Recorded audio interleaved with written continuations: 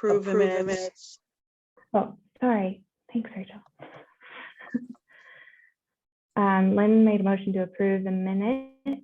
Yeah, Yeah, review from Displays. Yeah. Yes. Do I have a second?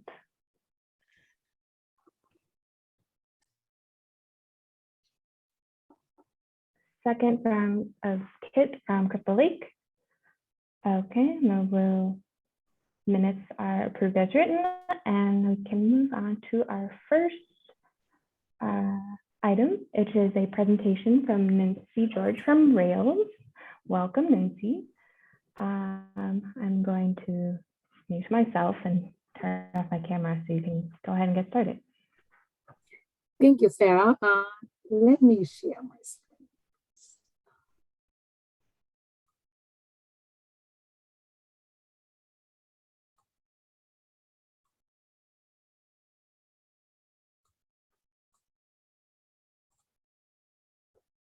I hope you all can hear me. Yes, we can hear you and see everything. All right, thank you. Good morning, everyone. Hope you have a great morning.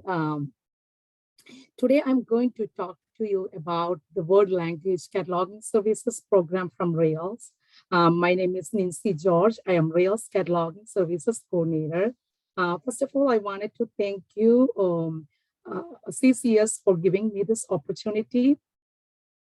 So Rails has been identified the need for specialized cataloging support for Illinois libraries, especially word language cataloging and original cataloging area through a couple of surveys in the past. So we've been working on a project to establish a centralized cataloging support program to provide original cataloging and word language cataloging service to Illinois system members. So in the first phase of this project, Rails implemented a pilot program to test drive all the procedures and process of this program. A few of the Illinois libraries, public, academic, and special libraries participated in this pilot project. I know a couple of you from CCS, I think Palatine and Morton Grove participated on this program. And thank you so much. And it was well received, and we received a great feedback from our participants. And also we received a lot of interest from our members. So after this successful pilot project, Rails launched Word Language Cataloging Services program in the second week of January 2022. So I'm pleased to announce that it is officially up and running. Today, I would like to give you an overview of this service program. So if you're looking for help cataloging materials in word languages, there are actually 2 statewide programs that can help you. Cataloging Maintenance Center, CMC, is available to catalog special collections. You can contact CMC if you are interested in using their service. And Rails program is called Word Language Cataloging Services Program. I'm glad to talk about this program in detail and what is this service program, the procedures, how you can request and make use of this service. So what is a Word Language Cataloging Services Program? It is a statewide cataloging support program for Illinois system members. This service provides supplementary cataloging, particularly when original cataloging or word language cataloging is needed for system members as an outsourcing option. This service will support and expand resource sharing by providing access to a variety of unique materials. This would be an ongoing cataloging support program from Rails, and it is funded by Illinois State Library. Our mission is to provide free cataloging services to Illinois system members. I also wanted to make sure you understand that this program is intended to supplement and not to replace consortia centralized cataloging service. And especially since you belong to a consortia, your first choice is always your consortia. That means you can request Rails service if your consortia is not able to find records for your items. So who can participate in this service? Both the Rails and Illinois Heartland Library members are eligible to participate. It is a statewide cataloging support program, and there is no cost to our members. What are the languages Rails service cover? We cover all languages that are considered as a part of your library's regular collection, as opposed being a special collection. These materials should be in your, should not be in your rare books or special collection department. So each library make that determination. You might wonder, how can you know if a particular title is a special collection or a regular collection? It's up to your library's determination because each library is different. So if you are in doubt, I would recommend you to talk to your collection development librarian. They would definitely able to help you with that. So as long as your titles are not designated as special collections, you can use a Rails service program. As I mentioned earlier, Cataloging Maintenance Center, CMC, is available to catalog special collections. Eligible formats of this service include most of the physical materials, such as print books, audiobooks, kids, magazines, periodicals, newspapers, serials, sound recordings, music and non-music, printed music, cartographic materials, realia, textbooks, video games, video recordings, and non-published materials such as manuscripts.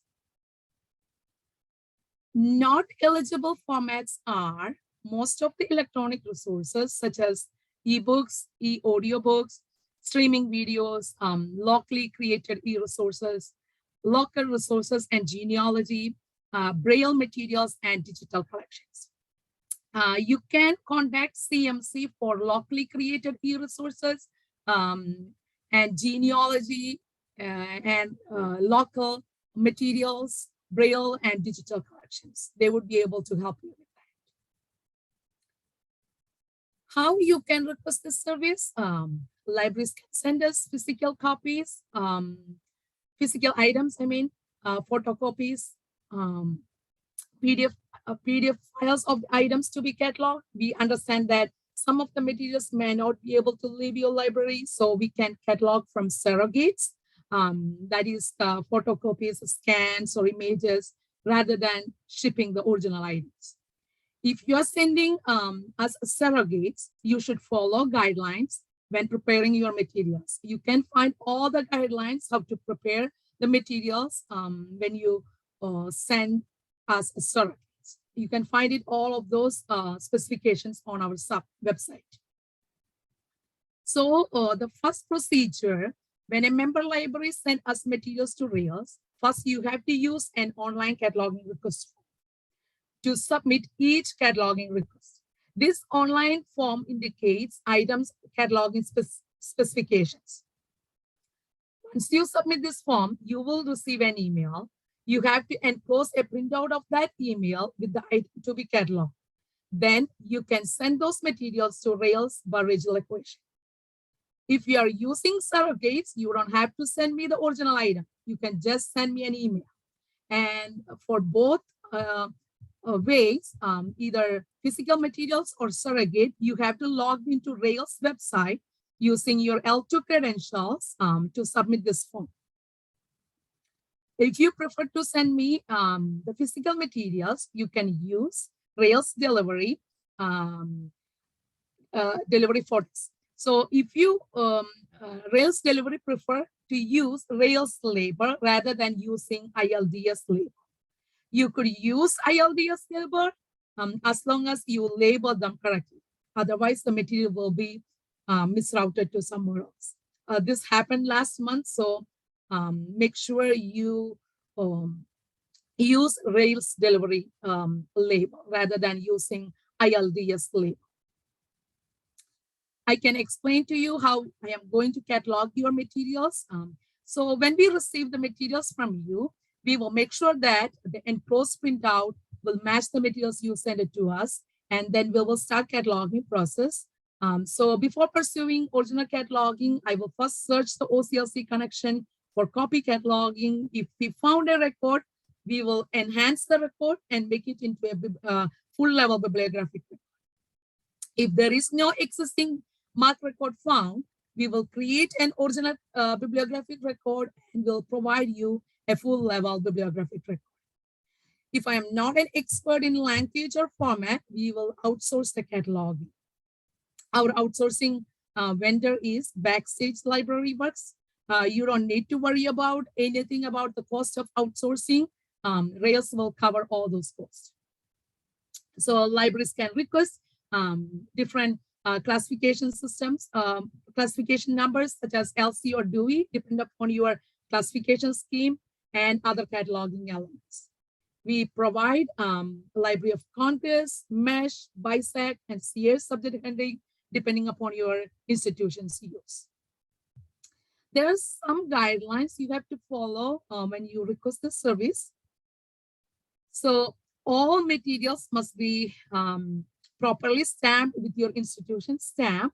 Otherwise, we cannot identify items from different libraries since we are accepting items from all types of libraries of Illinois. There will be a limit of 3 to 5 items per library in a month to be cataloged. And also make sure that do not send more items until the previous items have been returned. However, we recently made a slight changes to this. We consider working with libraries case by case if you have a backlog of materials. Please contact me directly if you have a backlog of materials rather than just submitting the online request form. So in that case, we will consider those as a separate project and I can work with you to fulfill your cataloging need. And we will not do any physical processing of items such as printing and affixing labels. We will not load bibliographic record to your ILS, to your local ILS, since there are so many different libraries. We won't be able to do that. And we will not create items or holdings records for your individual copies. But we will provide full level bibliographic record for each item you send it to us. So when we return the cataloged items, we will insert the printout of a bibliographic record into the physical item. So you will have OCLC number for your reference. For surrogates methods of cataloging, we will email you the bibliographic records and other details. And also, if you have a library, if your library have a library has a connection or world share account, you would be able to access the record via OCLC. Regarding the turnaround time, it varies depending upon the scope of the collection and other factors. That means it all depends upon what type of materials you send it to us and what kind of language. So also sometimes the delivery issues. So it happened last month, the delivery issue was one of the turnaround time was, it varied because of that. So it all depends upon delivery, also what kind of materials and what type of language we will get. However, we hope most of the items will be returned to you within 4 to 6 weeks. You can find all these guidelines and procedures on our website. With that, I'm happy to answer any questions you may have, or you can reach out to me individually anytime. Here's my email. And any questions?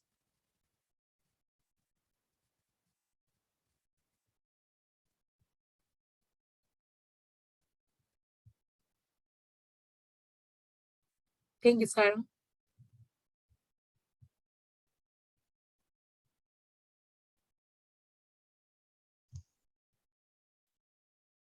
Not seeing any questions. Thank you so much for listening. Thank you, Nancy, Nancy. I do have one question. Okay. In your slides, you said that you do catalog English. Is that correct? You're not just Yes. cataloging foreign languages? Okay. Everything, all languages.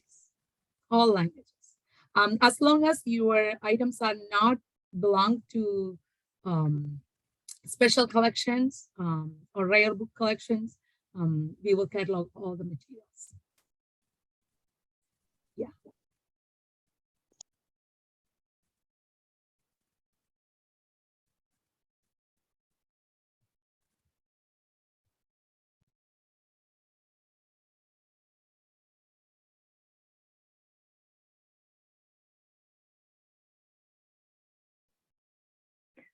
Thank you very much, Nancy, for telling us all about how this program works.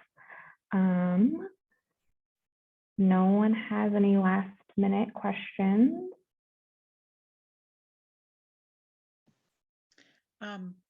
It's Anita from, here, I'll put my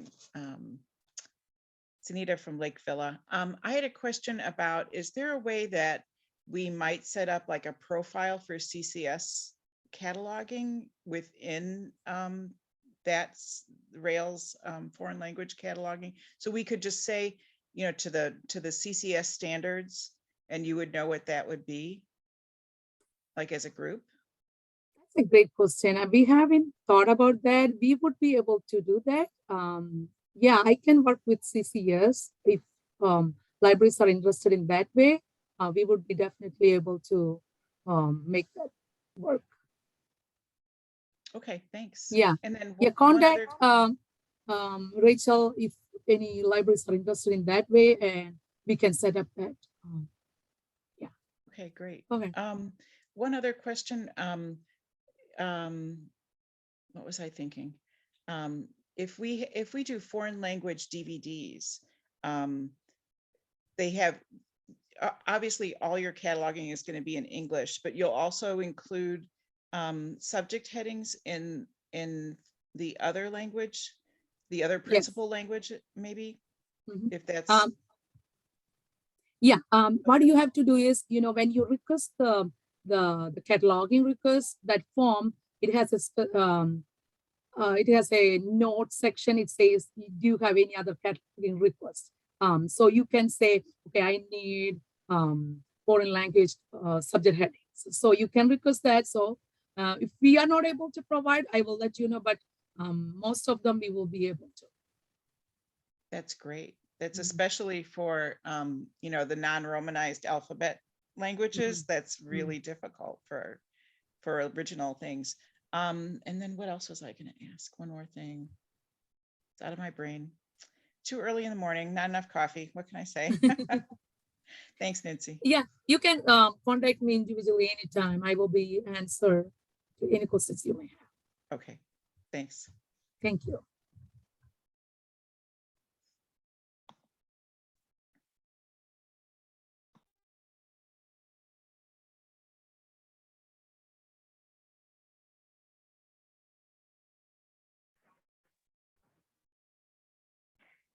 Anybody else? Last chance. Or you can email Nancy. So it's not really your last chance, but last chance here. All right. Thank you again, Nancy. Let us move on. The next thing on the agenda is CCS staff report, starting with Rachel.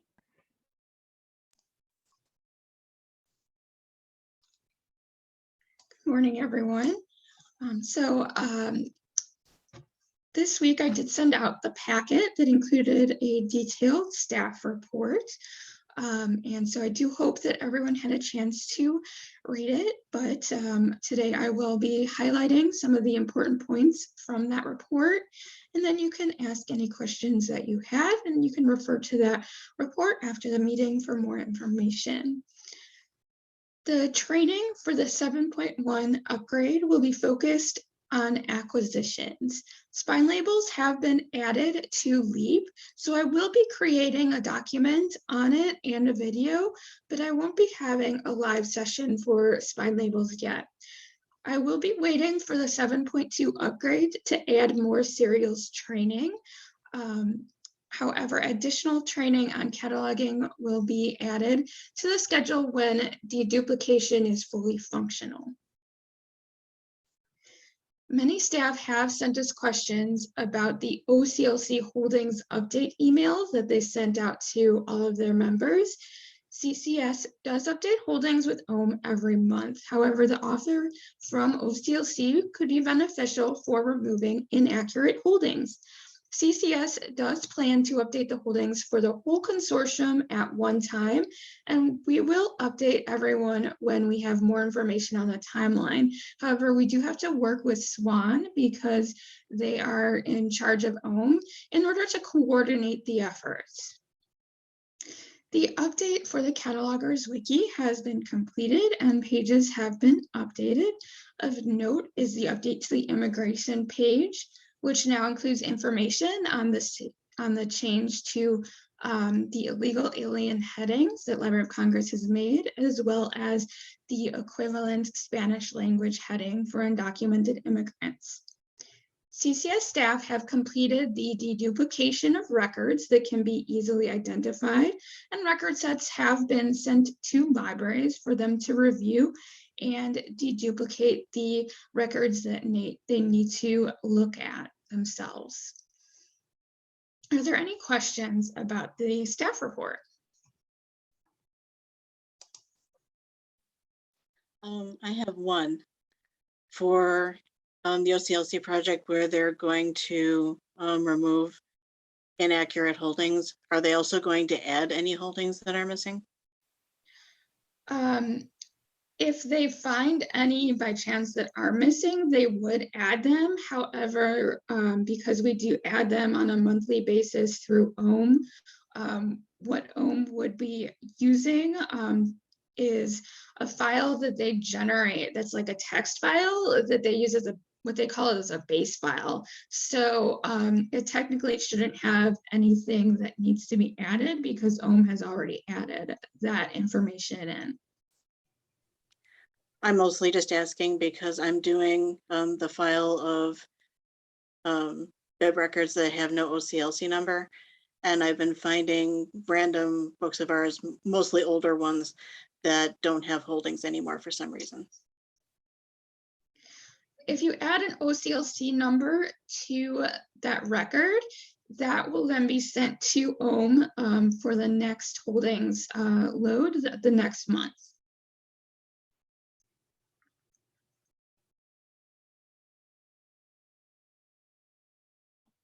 Rachel, I had a question. When is 7.2 coming? Is that coming soon? I believe that should be coming in June or July. Okay, and then do you know offhand what features in Polaris client are not yet in LEAP for catalogers at least? Specifically for catalogers, the main thing that's missing right now is the ability to merge records from the bibliographic record. So it does deduplicate records when you load them through MARC import, but not if you're looking at an individual record. But everything else is pretty much there now, right? Pretty much. So you can print out spine labels, but it doesn't have the ability to print serials labels yet. Okay. And one thing that is a bit different is that the label manager settings to configure labels in case you needed to configure a new label have been moved to the web app for administration. And so that's something that only CCS staff have access to, and we need to help you with that label configuration if you have any additional labels, sizes that you add. Thank you. I'm on a Polaris committee and we met yesterday. So I got a little bit of a sneak peek at their full timeline overview for moving tech services functions to LEAP. So they being innovative, plans and hopes that full acquisitions functionality will be done in LEAP by the end of this calendar year. So by the end of 2022. At that time, I believe that they also plan to have full cataloging functionality, so the deduplication feature Rachel mentioned. An update from them was that serials functionality will likely not be finished until Q1 of next year.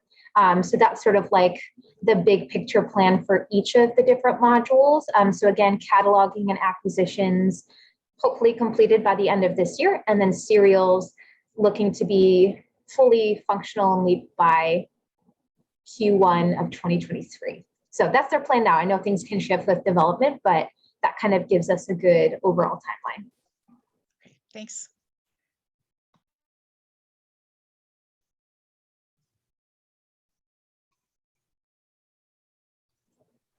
And there is a question in the chat from Michelle about adding full authorities functionality to LEAP. And that, I believe, is planned for Polaris 7.3, which will be, I think, earmarked for sometime in the second half of the year. 7.2 is planned for a June release, end of Q2. And then 7.3 will come, I don't know if it's like October, November, or if it's more like December of next year. So we should have that in LEAP by end of year.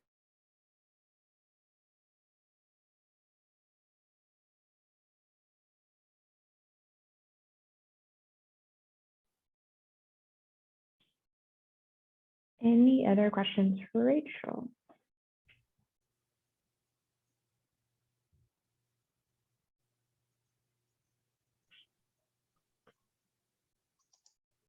Then we will move on to Virginia's report.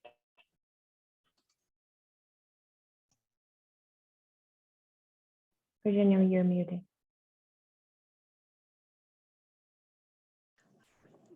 Sorry. I also put in the packet my presentation. I actually realized I put the wrong date on, so don't worry about the date in the front of it.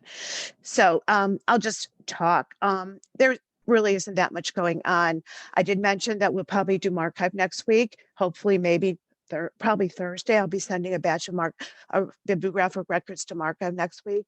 The big updated subject heading, I already think I emailed you guys also about it, is that at the end of the Afghan war in the database, added a lot of 2021s to records. Let's see.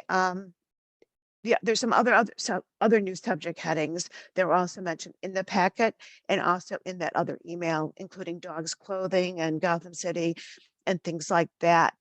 They're all those subject headings are available and can use, including dogs clothing, which I don't think we really have anything in our database for that, but you may use it if you see appropriate record. Let's see what else. Also, people are very happy to hear in like AutoCAD and things like that, board books is official LCGFT heading now.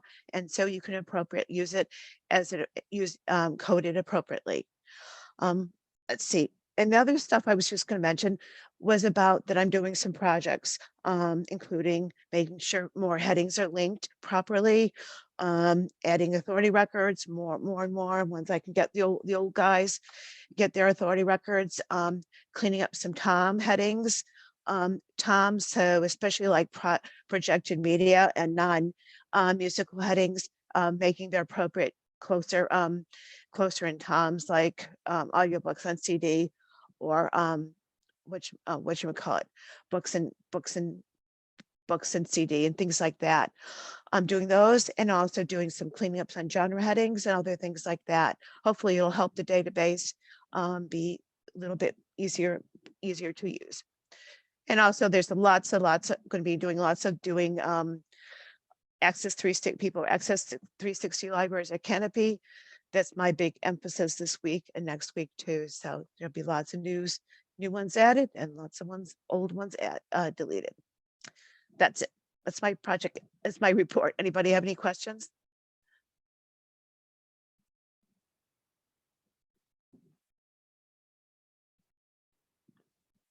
If not, go back to you, Sarah. If you have any questions, feel free to throw them in chat. Let's move on to the scrap report from Rachel. Okay. So in the packet, I did link to the minutes in the video in case you haven't been able to read that or watch the video yet. Scrap has been reviewing the bibliographic input standards and the catalogers wiki pages for national standards. The majority of the changes that they've suggested for the bibliographic input standards were minor, but we will continue to review those at the next meeting and discuss other topics that we were not finished discussing. And are there any questions that you do have on the scrap meeting or minutes?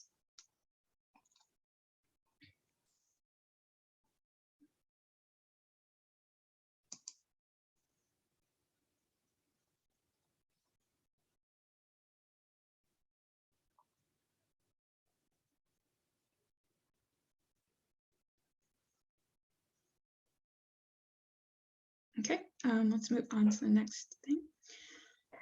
Okay, Rachel's going to give us a review of the acquisitions procedures for canceled publications. Okay, I do need to share my screen. It's been freezing lately, so bear with me if it freezes. 1 second.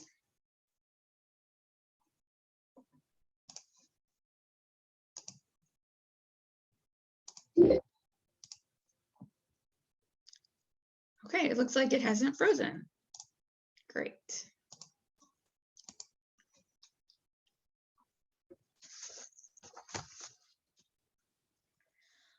So we did receive a question on the notation in bibliographic records with items and holds for canceled publications that said never released.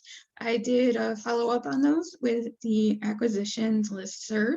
The procedure for canceled publications is one that the acquisitions technical group had approved a while ago. Canceled publications is supposed to be in the 245 field in brackets.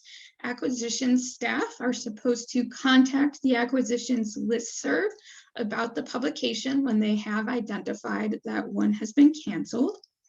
Each library is then responsible for canceling their holds and deleting their item records.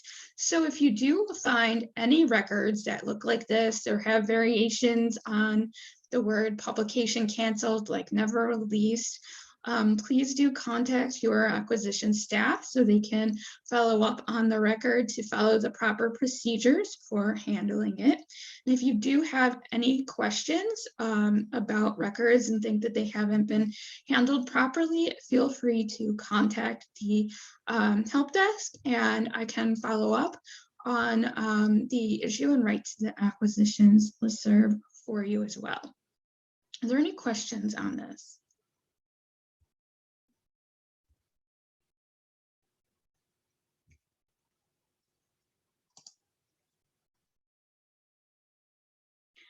Karen asks if the screen is on the wiki. No, this is the CCS website. It's at ccslib.org.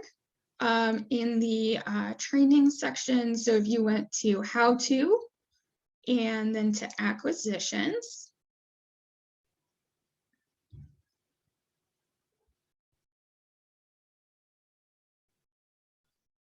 and you will find this under, let's see, this one was under acquisitions at the top, canceled publications.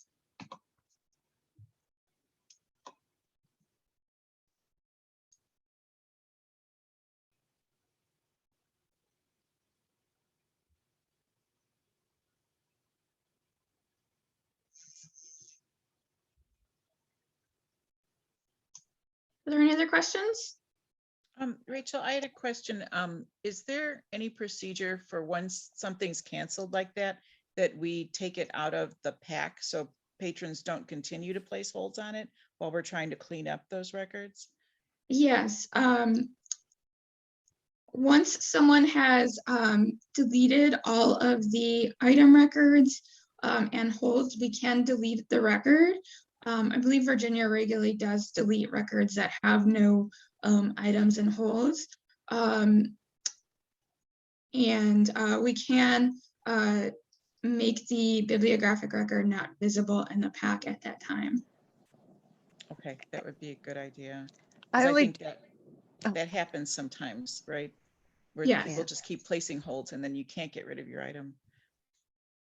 remember, I only do deletions like that about once a month, in the middle of the month, about this time. So you may delete, if you want to delete it earlier, because everything's off the record, please do if you think it's easier.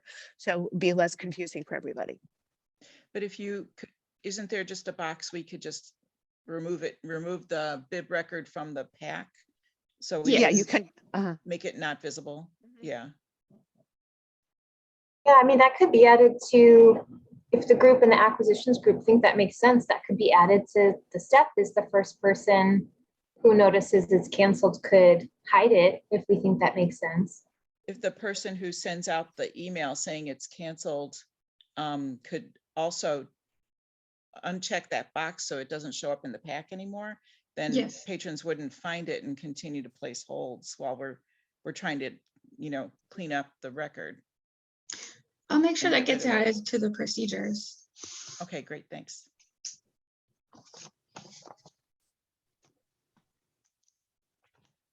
One moment.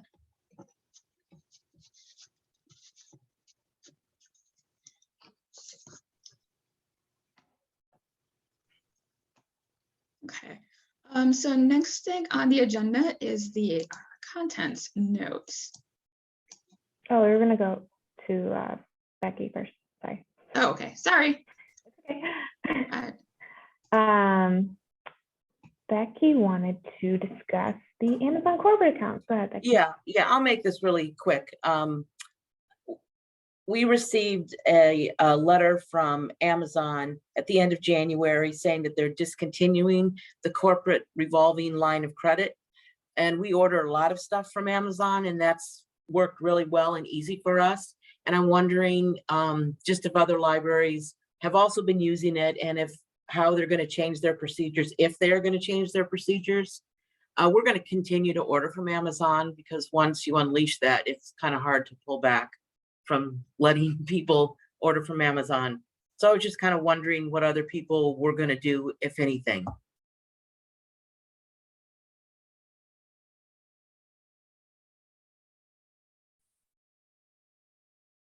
Hi, it's Carlin from Grace Lake. I could tell you what we do. We use their requisition system. I don't know if that's the same thing, but my understanding is they're just getting rid of the actual corporate.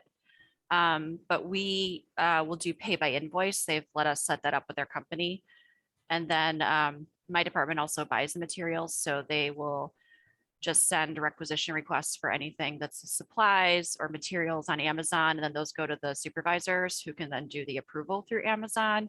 We've done that for a few years and I think that's worked pretty well. Okay, now did you set all that up through the business account? Yes. Because we have a business account, but it's just, we just use it. I mean, we haven't really delved into it because we always just have one person do the ordering and one person look at the bill. So we never went into that. But is that where all that can be set up? Yeah. And Okay. you have to do it by users. So we've got, like, for our resource services department, we've got a regular user and then an approval user. So the three supervisors can approve the orders that the non-supervisors send to them. And you can set up all those patterns in Amazon. It takes a while and it's not really intuitive, but once it's set up, I think it's worked really well for us. I know my supervisors can disagree with me if they want to, but. Okay, can I contact you when we get into it? Okay, thank you. Yeah, I know the business account. I mean, all of those different choices are kind of confusing, so it was much easier not to even deal with it. But the other interesting thing about the whole thing is even after we got this letter, you could still go into Amazon and apply for a line of credit. So it just didn't make any sense that they were offering it at the same time they were taking it away. But anyway, okay, if anyone else has anything they'd like to add, you can certainly email the list or send me an email personally. But thank you for the input. I know somebody at the Rails technical group meeting last week, networking group, said that they were like talking to somebody from Amazon and they didn't even know they were getting rid of it at all. So I Well, don't know I if did word has call- spread. Yeah, well, I did call the number in the letter, and it was, you know, like a call center number. And the only information that they could provide was the corporate email that they had received, which was basically the same thing in the letter. So anyway, okay, thank you. All right. Now we go back to Rachel with the 505.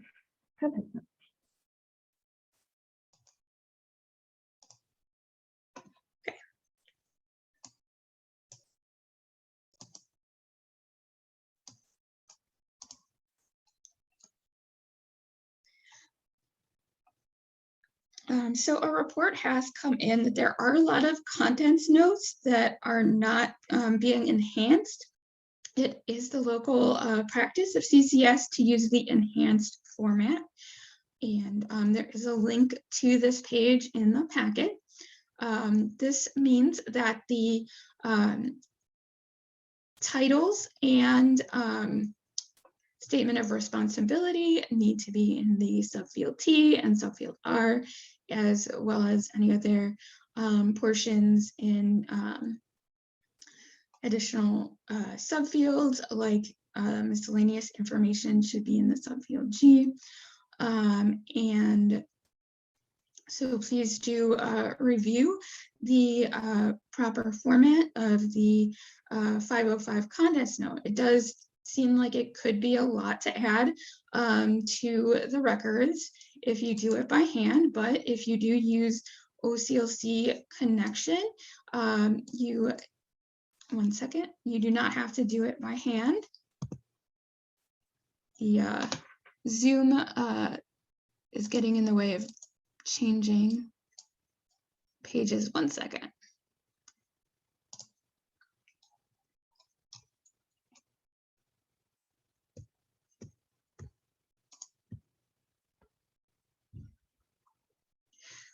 So there is a macro, and the link to the macro is included in the packet. So I'm now going to demonstrate how to properly save the macro to the location in your computer, and that will add it to OCLC connection, and then how to use it to update a record. So if you right click on the page with the macro, you can press Save As. And you will want to save it to the OCLC folder. Within the OCLC folder is a macro folder. So from Program Files, the x86 folder, you would click on OCLC, Connection, Program, and Macros. And then just press Save.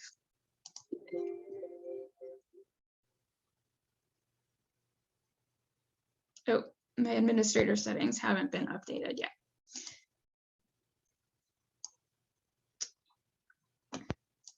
Okay, so I'm not going to go ahead and update that today, but I can show you where that will end up.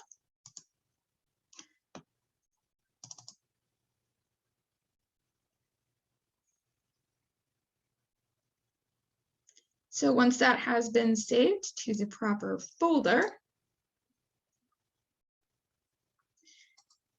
this will be under Tools, Macros, and Manage. You will see the enhanced OCLC or the enhanced 505 listed in this. And then once you have a record open,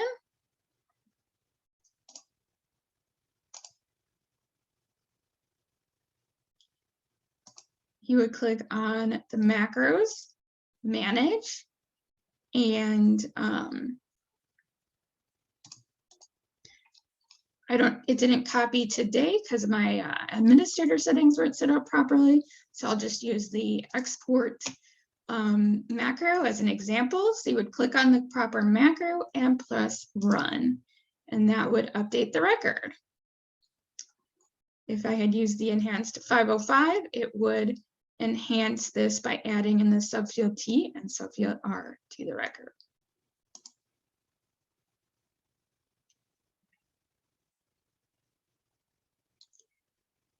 Let's see, Michelle asks, do we need to enhance contents notes for everything? If it's not an essay, short story, poem, song, movie, TV episode, and then how is it helpful, or am I missing something? It is the local practice to enhance everything. So I do recommend doing so in connection. If you're not using connection and you have been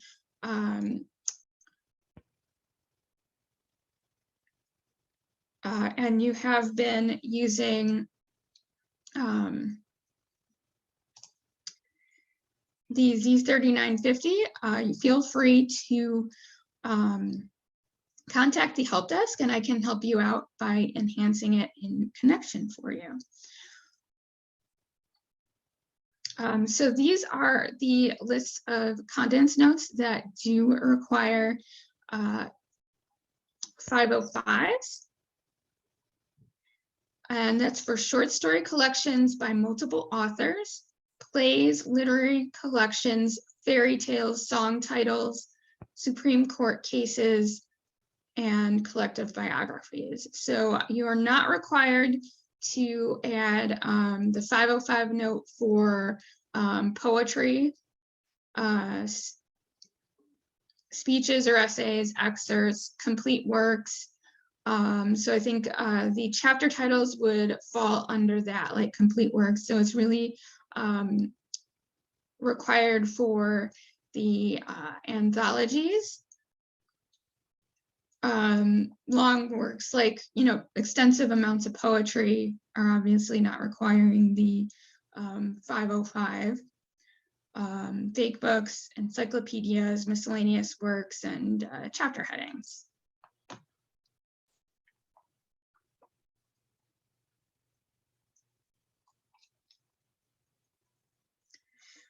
So Michelle says, so basically if we have a 505 note, whether or not someone is likely to search for a chapter title as a title, we still have to enhance it, just trying to be clear. So it says on this page that chapter headings do not require the 505. But if it just happens to be in the record, feel free to keep it and enhance it. If you're using connection, you can just utilize that macro to do it quickly.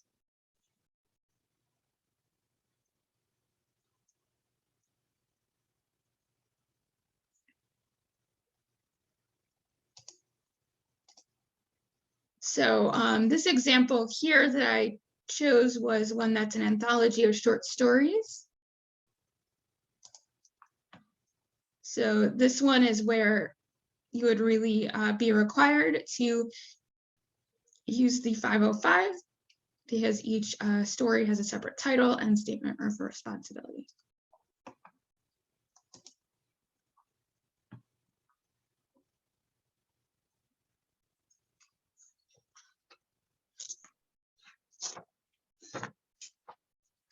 Are there any questions?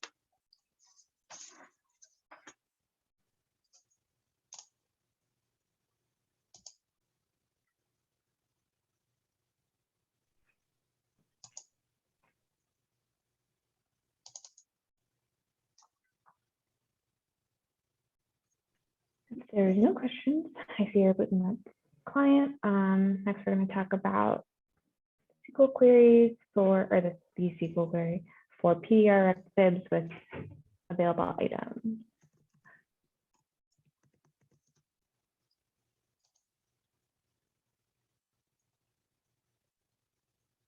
Yeah, that's a good point, Kelly.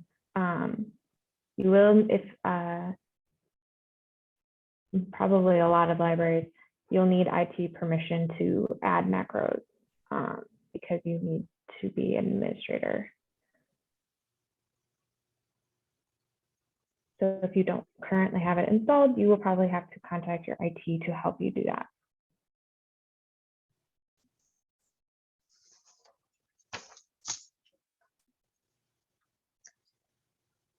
Okay, so next thing on the agenda that I wanted to bring up is a SQL query that I highly recommend trying.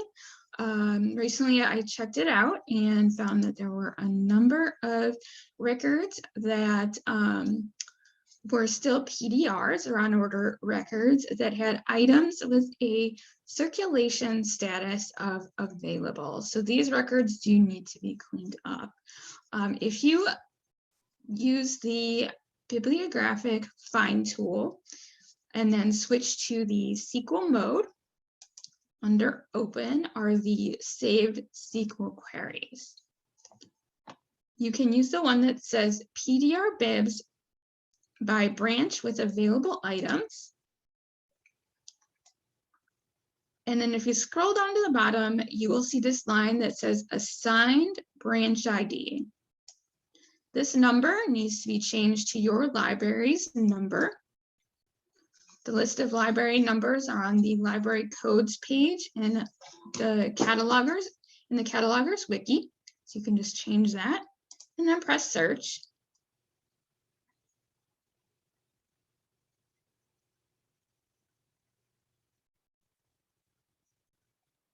And so any of these records that it would find do require cataloging. It's being a bit slow today.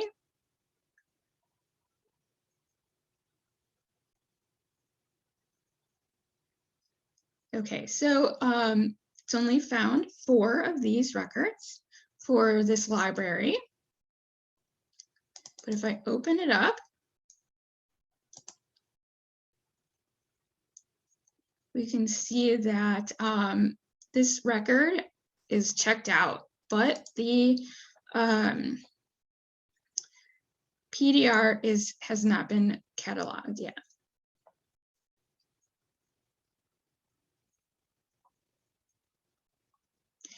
So I want to just remind everyone to please check this macro on a regular basis so that you can provide proper access to the items that are available in the catalog. And Kit has reminded everyone in the chat that it's also available via a report called Preliminary Bibs with Available Items at reports.ccslib.org in web reports.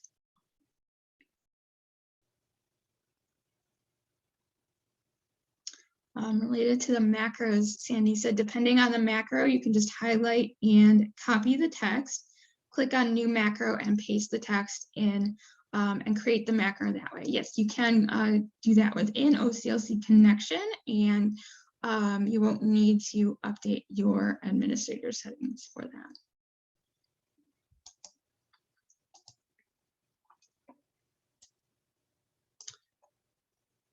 Does anyone have any questions about using this SQL query?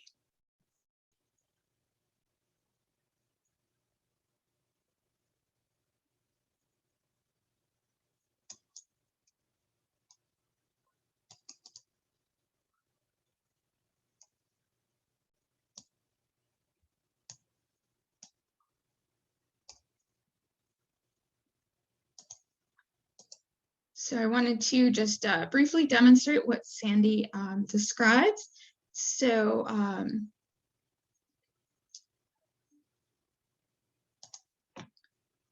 going to log in to OCLC under Tools, Macros, and Manage. You can click on New Macro.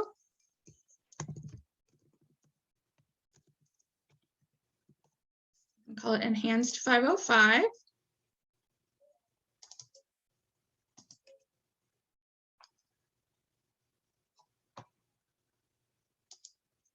And you can copy and paste that macro from the link in the packet directly into this page and then press save.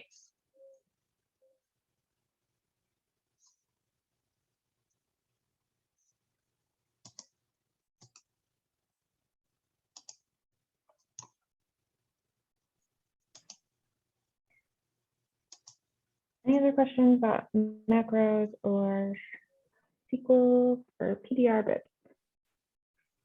Then I will move on to a reminder about the volume designation. Just a general reminder to make sure that you are checking when you're adding items if other libraries are using a volume, that you also add one and use the same pattern. I just linked the wiki page about this. Just making sure you're being consistent with using the right abbreviations and making sure there's not like a space missing or punctuation missing, because those things matter. Case does not matter, but if there's not a space when everyone else has a space, or if there's a period, you know, it will not match up in the system, and that'll affect patron holds. Also, like a general rule, if the volume is in the title, it's probably not a multi-volume record, so you do not need to add a volume. So you can put that in the suffix if you want it in your, or the other field if you want that in your call number. There are 2 SQL queries. I can show my screen if anyone wants to see. In Polaris, that you can see if you're missing a volume, or if you're missing a volume if other people have volumes, or if you are you have a volume and other people do not have volumes. Those are all in the item SQL in Polaris. And there is also a web report that is run, I think, weekly for bids with and without volumes attached, that you can also check. That will give you a larger list than the SQL does. If I remember correctly, the SQL will only show you if you're different from everyone else, not if there's multiple libraries that are different. Anyone have any questions about that? I think I covered everything.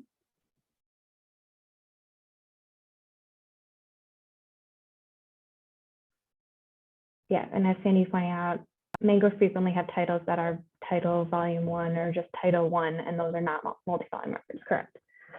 So if you want to have that in your call number, put it in a different field.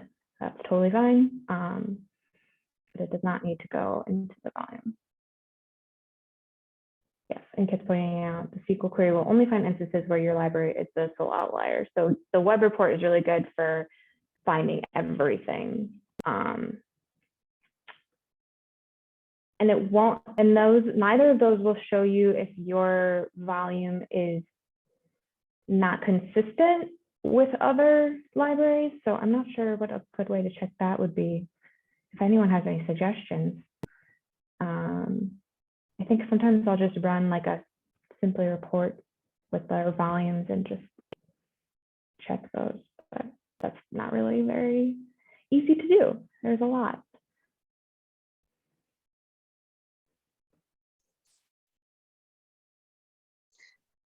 We can work on a report or trying to think of some parameters to identify, like, everyone has volumes, but your volume is different from everyone else's. So yeah, let me think on that. If anyone has any suggestions on how to build that report, any criteria, send them our way, but I can work with Rachel and Bob to see if we can put something together. Sounds great. Thank you, Deborah.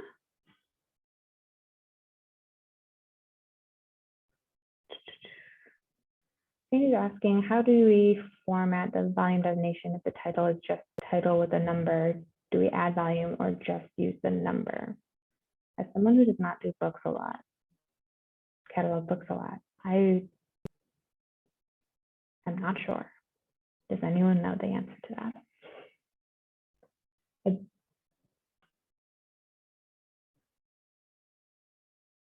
Michelle says she will just use the number.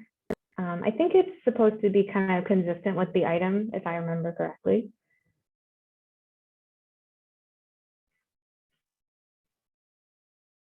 And if it is like it should be consistent with the item, but then use the abbreviations that are on the wiki if there is like a volume or edition or something like that. And if that's wrong, somebody tell me.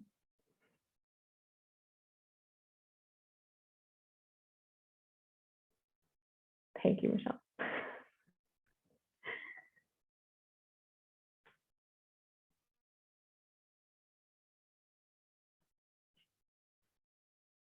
Perfect. If no one has any other questions about that, then we can move on to Deborah to talk about what we can do if we have questions. Thanks, Sarah. I'm going to go ahead and share my screen. So it's very hard to believe, but we are quickly approaching our 2-year anniversary of COVID time. So I don't how 2 years have passed, I'm not sure, but I did want to take a little bit of your time today to remind everyone of the different ways that CCS can support you and encourage you to take advantage of all of the tools and resources at your fingertips. So I know this is going to be a super basic review for everyone, so bear with me. But of course, the foundation of all of the services that we provide here at CCS is the troubleshooting and the support that we provide. So anytime you have a question, we encourage you to open up a ticket. Anyone at your library can open a ticket by emailing help@ccslib.org or logging into the help desk at help.ccslib.org. If a ticket isn't your style and you want to run through questions or have more of a brainstorming session over the phone or via Zoom, I definitely encourage you to give us a ring or email us to set up a Zoom session. Honestly, we love to hear you. We love to hear your voices and see your faces, especially in COVID when we don't get to do that all the time. So 100% you can give us a call.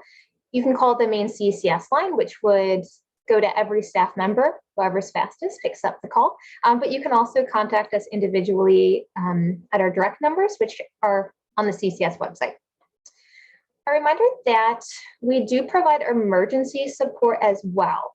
So if Polaris crashes at 10 a.m. on a Saturday, which hopefully it won't do, you can call the CCS number. The on-call staff member will pick up the call and make sure we get the problems or issues resolved as quickly as possible. So we do have CCS staff on call after 5 o'clock weeknights, and then we have a staff member on call during the weekend as well. So there's a question in the chat. Oh, wait, that later. All right, so that's support. When it comes to communication, our main way that we would communicate out information with all of our members is CCS News, which is our newsletter. We do send it every Friday. I will pop the link to sign up in case you're not into the chat. CCS News includes updates on recent decisions made by our groups and governing committees, member news, training opportunities, Polaris updates, and more. So if you have member news to share, I would love for you to send it our way so we can pop it into the newsletter. We also have our listservs. We have many of them, which is a great way for libraries to communicate and share information with your colleagues and ask questions and receive advice. So specifically for this group, we have the CATS listserv, and we have Scrap as well, which I didn't know on this slide. I would also encourage you to sign up for System Status if you're not already on that listserv. That is our primary way to communicate need-to-know information to all of our members outside of CCS News. So System Status would be information on downtime, services unavailable, upgrade information, etc. So if you need help signing up for any of the listservs, just open a ticket and email us at help@ccslib.org, and we can get you signed up for whichever list you're interested in. You do have to be signed up for a list in order to send emails to that list. So just make sure you're in and signed up for all the lists so that you can start communicating with all of your peers. Rachel had mentioned that we are currently working on some communication best practices for the listserv. So you should expect to see that coming in your inbox. We'll probably share it out via CCS News and share it out to the listservs sometimes in the next month. We're still working on putting together those guidelines, but those should be coming your way very soon. One other note too, if you're interested in starting a discussion on the listserv or asking a question of a list, but you're not comfortable emailing the list yourself, you can always ask CCS to just send a question or note out to the list on your behalf. We do that often, and we're always happy to do that for you. So in terms of communication, we also have our tech emails that can be used to communicate in one fell swoop with tech services staff at your fellow libraries. Rachel is working on a new page for the website that will list out everyone's tech emails. They use your library's 3-letter code followed by tech@ccslib.org, but it's sometimes hard to remember that Indian Trails is WGK or Fox River Valley is DUK. So we're just going to put those in one handy place for all of you to reference.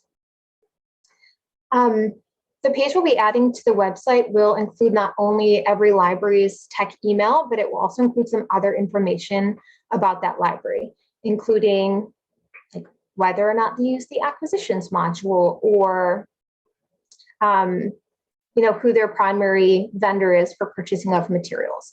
Just a little bit more information about every library so that if you do want to touch base with your peers, you know which library it might be most helpful for you to contact. We'll send that call for information to put on the page to libraries very soon. Thank you, Kit. Kit popped a link to all the library codes in the chat. So you use that 3-letter code followed by tech@ccslib.org, and that goes out to the designated staff at that library. If you need to update or change the staff that those emails go to, you can open a help desk ticket and we'll get that all squared away on our end. Okay.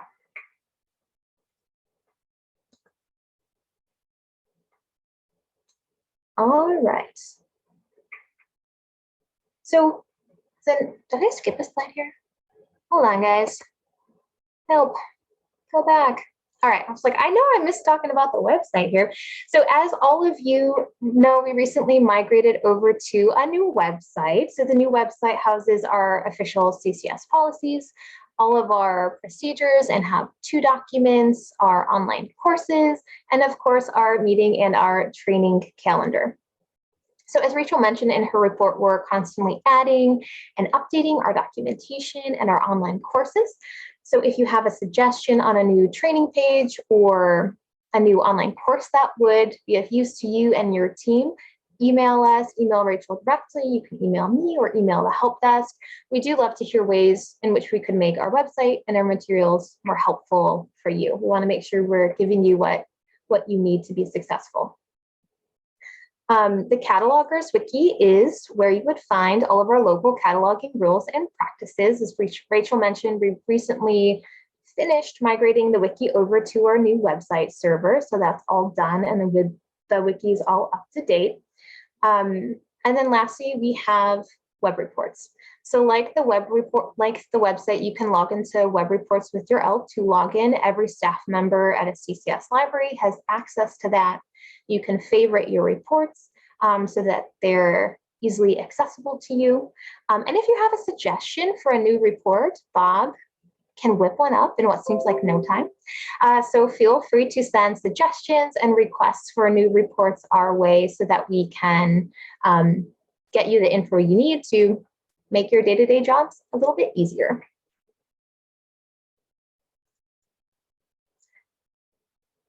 All right, so training. We obviously have shifted in the past few years from our live training sessions in person to a more digital format. We'll see if in the next fiscal year we can move back to some in-person offerings. We have our fingers crossed.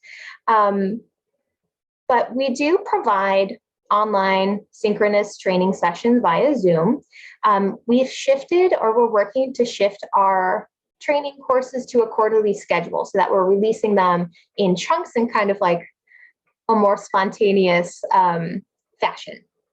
So you'll see our next lineup of sessions being announced soon via CCS News, so look out for that. All of our training sessions are currently virtual right now, which has pros and cons. Pros, we can record them and post them on YouTube, so you don't have to attend live and you can watch it back.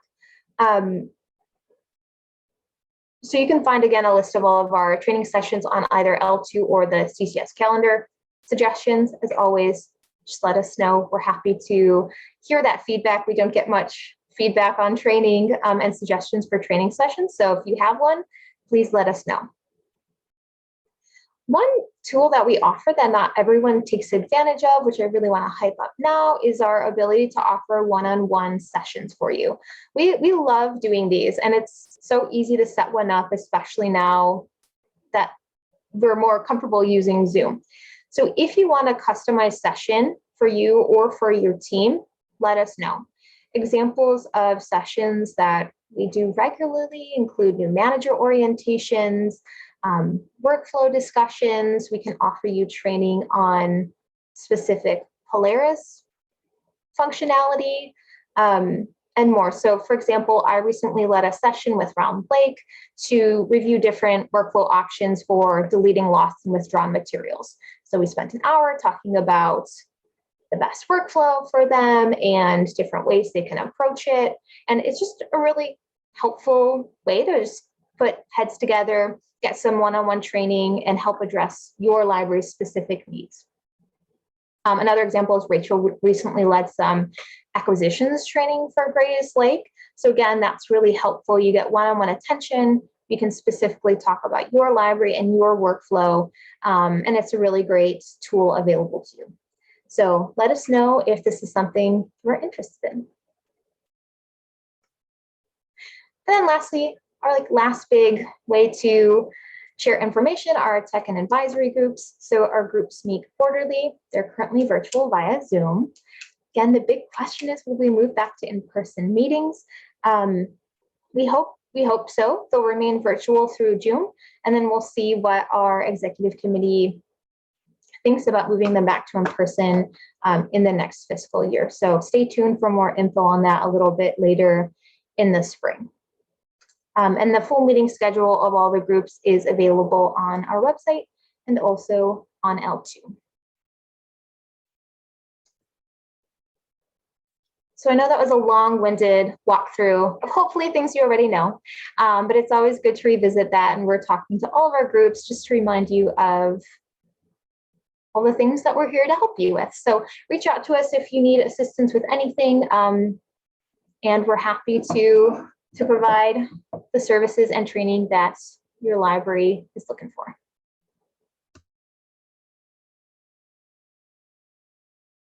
Back to you, Sarah. Thank you, Jessica. I'll also add that there are some individual contacts on the CCS directory as well, and it would maybe be a good idea for everyone to check that theirs are correct and up to date. I know that we had somebody who was a cataloging contact who is not one. So that is also another place you can go to. Yeah, that's a good note too. So the context for each library, the information is being pulled in via L2. So to be listed, you do need to have an L2 profile, but CCS internally can tag whichever staff is the correct contact person at your library. So if you take a look at that and there's a correction that needs to be made, just let us know and we'll get it fixed. Does anyone have any other questions for Deborah?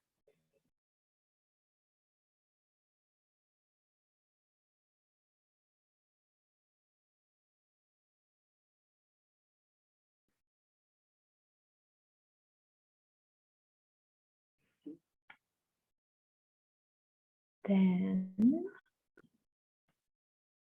next on the agenda is just the open forum. Does anyone have anything they want to discuss?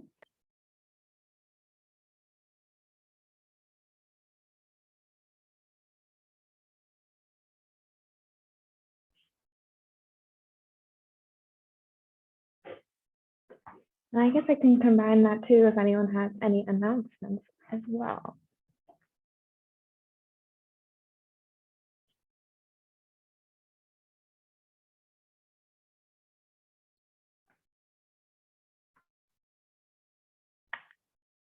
Everyone just wants to leave, don't they?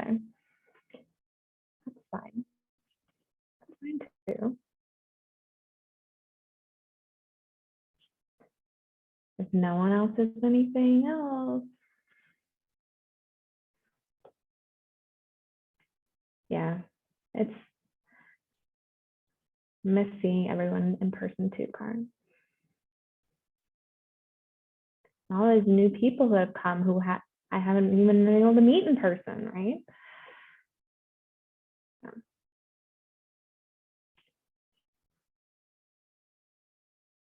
Oh, Jessica has an announcement.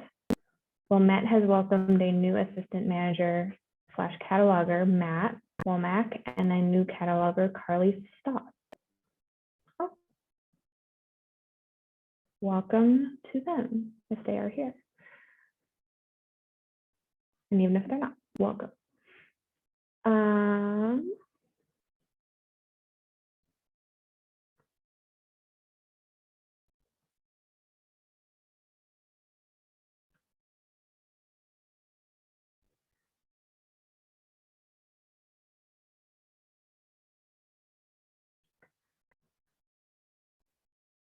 Last call. Anybody else?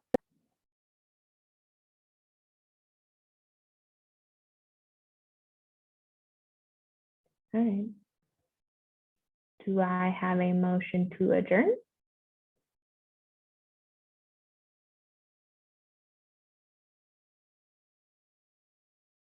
Do we not want to leave? Okay. Victoria from Niles, correct? Moves to adjourn. Second, anyone? Lynn from Displaying Seconds. All right, we are adjourned. Thank you, everybody. I will see you on May 25th